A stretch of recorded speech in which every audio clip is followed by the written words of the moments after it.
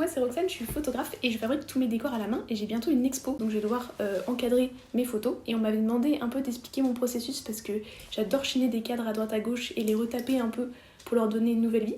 Donc je me dis que ce serait l'occasion de faire une petite vidéo pour vous montrer tout ça. Donc je vais partir sur 2 cadres à peu près format A3. Je vais vous présenter les victimes. Le premier cadre, il est pas tout à fait sec, j'ai fait du coup une sous-couche marron très foncé noir et après que je vais patiner, je vais vous montrer ça.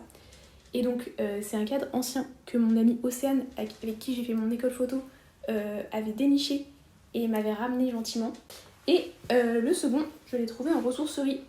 Il est beaucoup plus moderne, mais j'aime beaucoup les moulures, même s'il est très vert. Mais par contre, il a une vitre et un dos, ce qui est plutôt un bonus non négligeable. Du coup, étape 1, ça va être de poncer celui-là. Et ensuite, on va pouvoir passer au fun. Mais avant, je vais me changer parce que j'ai aucune confiance en mes skills dans l'espace pour ne pas me tacher sur mes vêtements. Le mode Mimi Cracra étant activé, je veux passer au ponçage. Je vais d'abord enlever la vitre et le dos.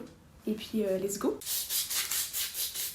Du coup, je me rends compte que j'ai pas du tout dit vers quoi je voulais aller, mais le but c'est de faire des cadres dorés et que ça fasse pas trop moderne, genre comme quand on bombe en doré et que tout est pareil. Donc du coup je le fais en 3 étapes avec d'abord une couche marron assez foncée comme si c'était du bois, ensuite avec une brosse sèche de l'ocre jaune un peu, et en dernier je mets de la dorure par-dessus. D'abord je fais mon marron foncé, marron tu peux faire avec les couleurs primaires, mais là à l'atelier il me restait de la terre d'ombre naturelle et de la terre d'ombre brûlée, donc je vais faire un joyeux petit mixte. C'est pas scientifique, faut pas avoir un marron parfait et tout, c'est juste histoire d'avoir une base et de pas mettre direct du doré et que du coup on retrouve du noir genre dans les petites crevasses et tout et que ça donne du relief en fait. Vraiment le but c'est qu'il y ait du relief. Et ce que j'aime bien c'est trouver un cadre qui matche avec la photo. Le premier, les motifs matchent vraiment bien avec la première photo que j'exposerai qui est sur la figure du fou que j'ai fait en autoportrait, je le mettrai quelque part. Et celui-là, ce serait un autoportrait en Amadriade, qui est une figure mythologique de Dryade de la forêt qui est liée à un arbre. J'ai shooté hier. Ça se trouve, je serais pas du tout contente du résultat, je verrai. Mais c'est le projet. Donc, il va falloir quand même que je retouche pour les photos de Dryade. Et l'autre autoportrait, je l'ai imprimé et j'ai fait des petits dessins sur Procreate au-dessus de la photo. Et je pense repasser avec de la vraie dorure sur le print pour que ça brille et tout. Et l'avantage de l'acrylique, si vous êtes impatient et dispersé, le temps que vous ayez fini votre dernier cadre, le premier devrait être sec, ce qui est le cas pour moi. Et donc du coup, on va commencer à venir mettre de l'ocre jaune, puis de la dorure. Oui, j'en ai foutu partout, il faut pas dire.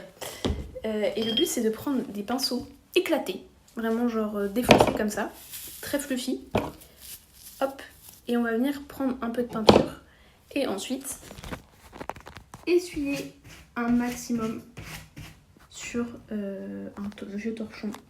Et vous savez que vous faites bien quand le torchon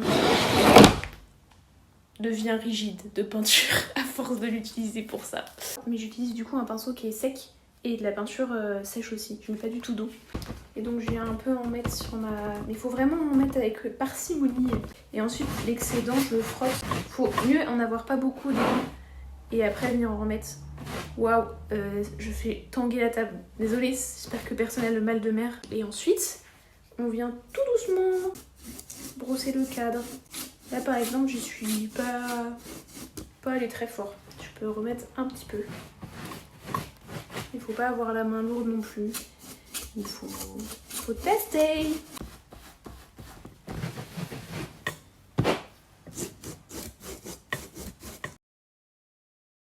Du coup, après la première couche, ça donne ça. Juste avec le jaune. Et ensuite, on passera avec le doré quand ça sera sec. Hop, et maintenant doré. Et on choisit un autre pinceau défoncé. Je vais essayer le plus petit parce que j'ai fini avec le plus petit tout à l'heure. C'était plus pratique pour les petits détails. Et on répète la même chose du coup. Et après, plup, plup, plup. Et là, ça apporte brillant. Et du coup, après la couche dorée, ça rend comme ça. Ensuite, avec l'assistant Tim, on a peint des dorures à même les prints. Et voilà le résultat de mes photos encadrées. Pour les Nantais Nantaises, le vernissage sera le 18 juin de 18h à 22h au Labo Diva. N'hésitez pas à passer et à faire un petit coucou.